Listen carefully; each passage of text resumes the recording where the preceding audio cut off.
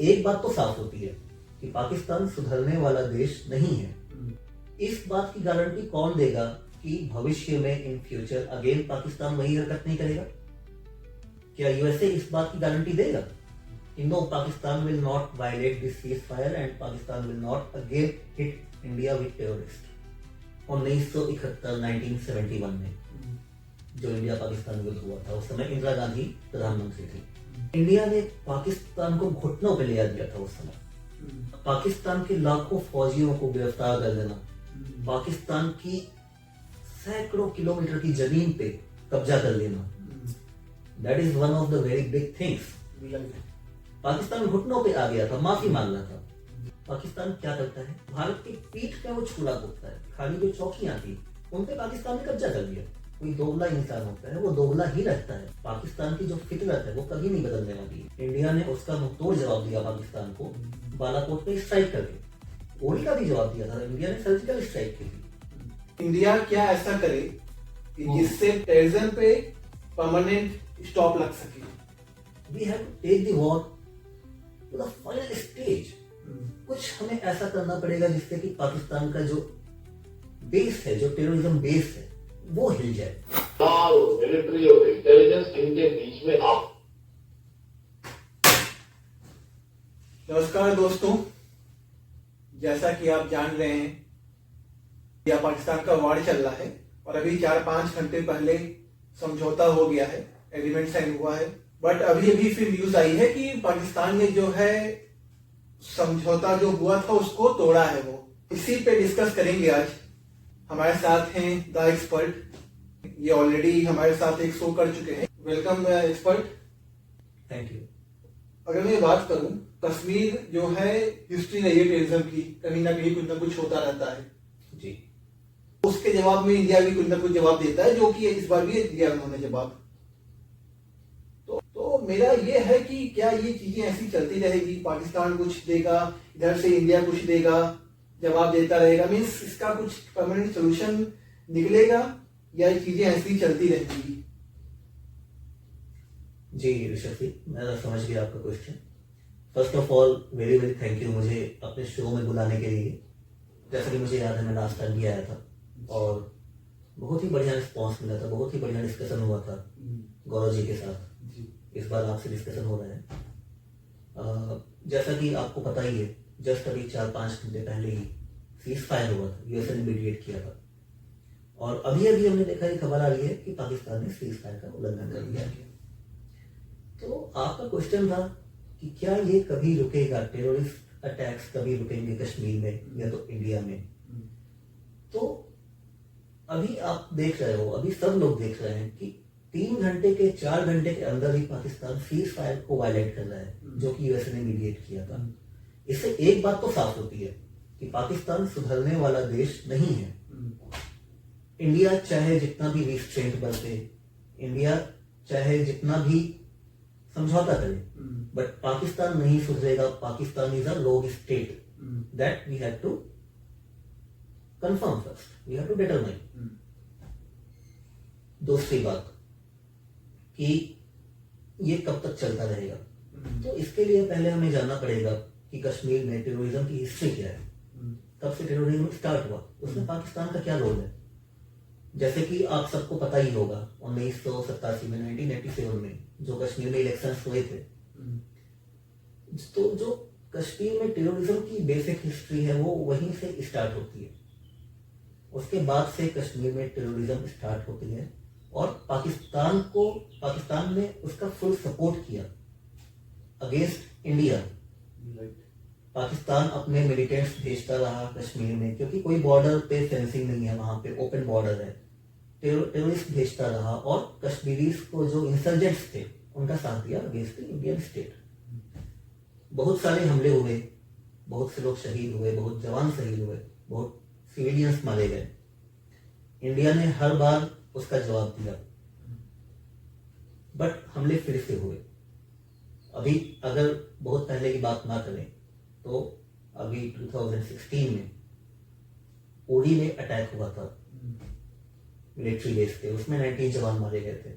ये तो अभी रिसेंट की बात है। अगर आप उससे पहले जाइए 2000 में जो सिविलियंस पे अटैक हुआ था उसमें आई थिंक 30 या 35 सिविलियंस मारे गए थे। उसके जस्ट बाद कारगिल युद्ध हुआ, और कारगिल युद्ध के पहले हमारे प्रधानमंत्री थे उस समय अटल बिहारी वाजपेयी, वो लाहौर गए थे। आपको याद होगा, बहुत फेमस जी वो वाकया था। जी बस में बैठ के वो लाहौर गए थे अमृतसर बॉर्डर से, और पूरे टीवी पे उसकी कवरेज चल रही थी, इंडिया में भी पाकिस्तान में भी। वहां पे वो वहां के पाकिस्तान के प्रधानमंत्री से मिले थे, एक समझौता हुआ था।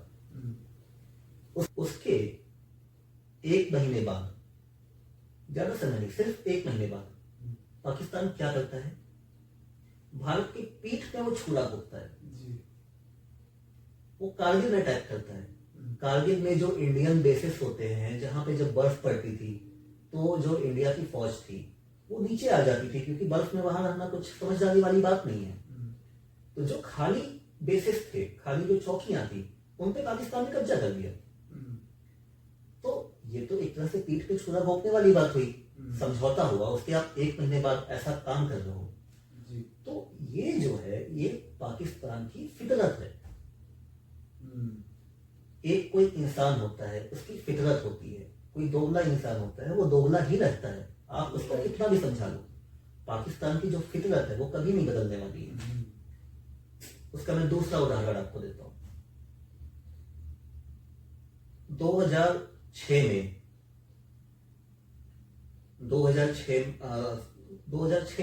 2016 में उड़ी अटैक हुआ। उड़ी में 30 या 35 जवान मारे गए थे हमारे, आई थिंक 20 मारे गए थे।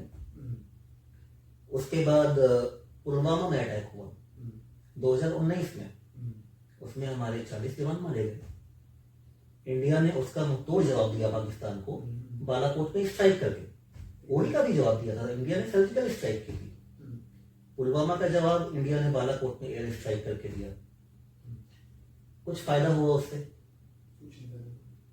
अभी 2025 में फिर से आतंकवादी हमला हुआ। उसके पहले भी आतंकवादी हमले होते रहे हैं। कुछ छिटपुट घटनाएं तो होती रहती हैं, 2-3 जवान मरते रहते हैं हर 2 महीने 3 महीने पे। तो पाकिस्तान की ये जो हरकतें हैं, इसका कोई अंत होता हुआ नहीं दिख रहा है। जब भी ऐसी कोई हरकतें पाकिस्तान करता है, कोई टेररिस्ट अटैक करता है, इंडिया उसका जवाब देता है, जो कि देना बनता है। पाकिस्तान फिर से वही काम करता है, फिर इंडिया जवाब देता है, पाकिस्तान फिर से वही काम करता है। जी अभी हमला हुआ, पाकिस्तान ने टेररिस्ट अटैक किया था, 26 सिविलियंस मरे हैं। राइट। देखिए, जब आर्म्ड फोर्सेस के लोग मरते हैं तो अलग चीज होती है। सिविलियंस मरते हैं, that is a completely different thing. Right. आप उसको किसी भी तरह से जस्टिफाई नहीं कर सकते हो। Why you are killing the civilians? That is the basic question which all over the world governments are asking Pakistan. India ने उसका जवाब दिया, फिर सीज फायर हुआ, यूएसए ने सीज फायर करवा दिया।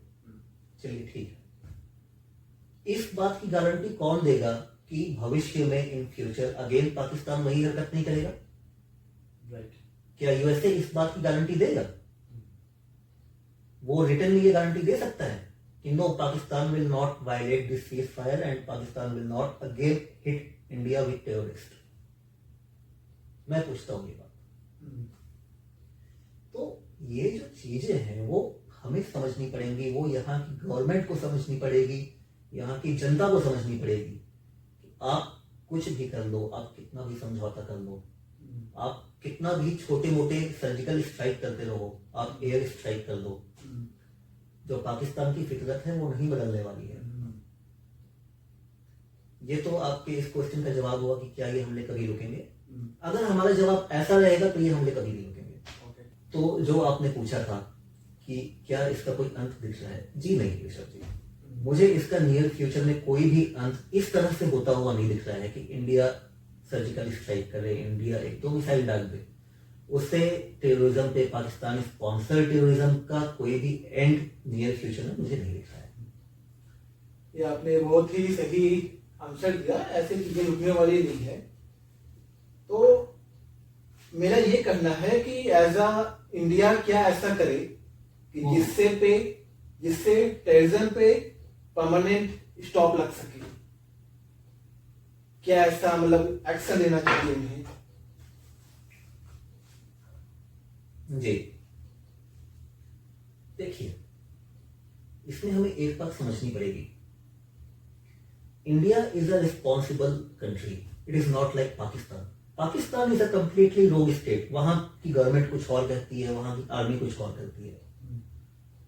वहां पे जो कंट्री का एडमिनिस्ट्रेशन है वो आर्मी के हाथों में है। So India is completely different from Pakistan. India can not act irresponsibly. Pakistan can act but India can not. Okay. अब हमें कुछ पुरानी बातें याद करनी पड़ेगी, जैसे कि 1971 में जो इंडिया पाकिस्तान युद्ध हुआ था, उस समय इंदिरा गांधी प्रधानमंत्री थी। इंडिया ने पाकिस्तान को घुटनों पे ले दिया था उस समय। वो अलग बात है कि इंदिरा गांधी की जो गवर्नमेंट थी वो बहुत स्ट्रांग गवर्नमेंट थी। 1971 में ही उन्होंने इलेक्शंस जीते थे और एक तरफा इलेक्शंस जीते थे। उनके पास फुल सपोर्ट था पब्लिक का।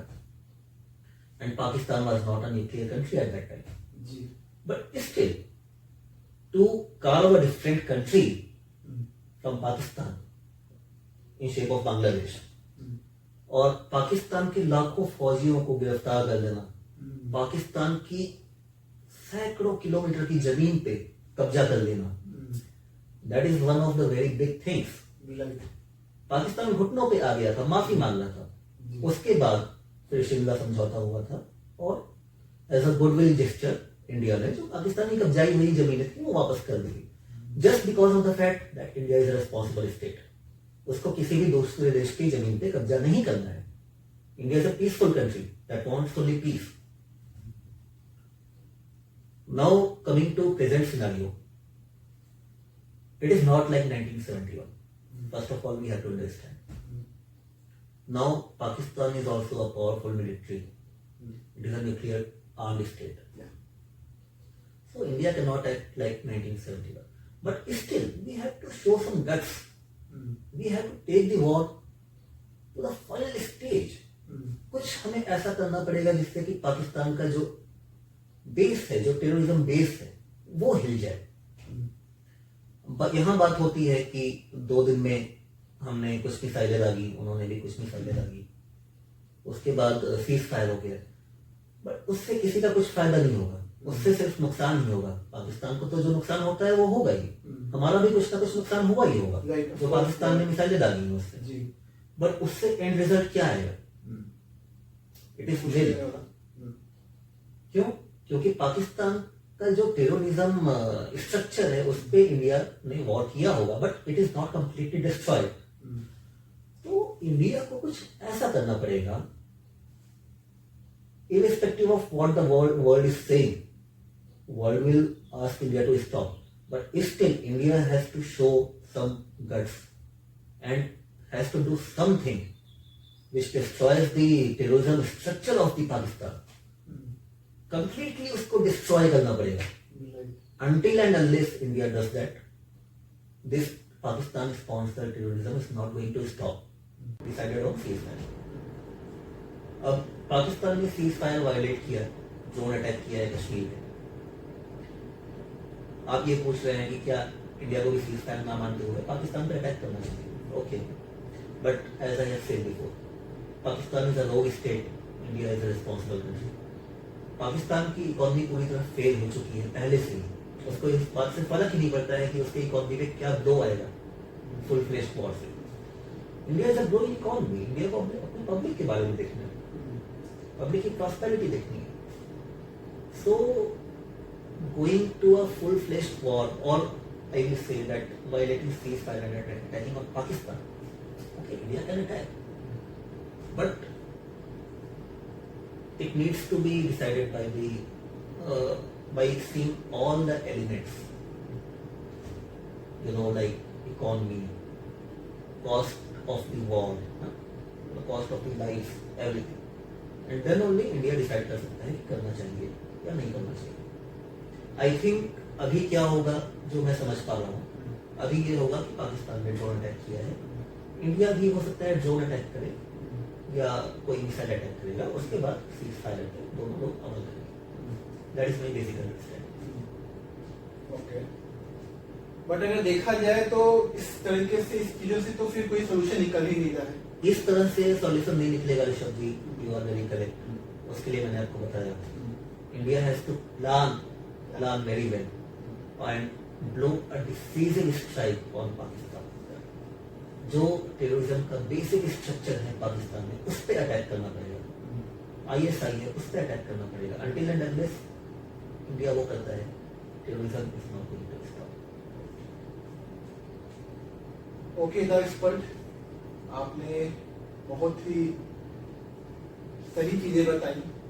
कहीं ना कहीं गवर्नमेंट को भी ये चीजें सोचनी चाहिए और उसके अकॉर्डिंग प्लान करनी चाहिए। ओके, थैंक यू एक्सपर्ट हमारे शो में आने के लिए। Thank you, Rishabh. Thank you very much for inviting me on your show.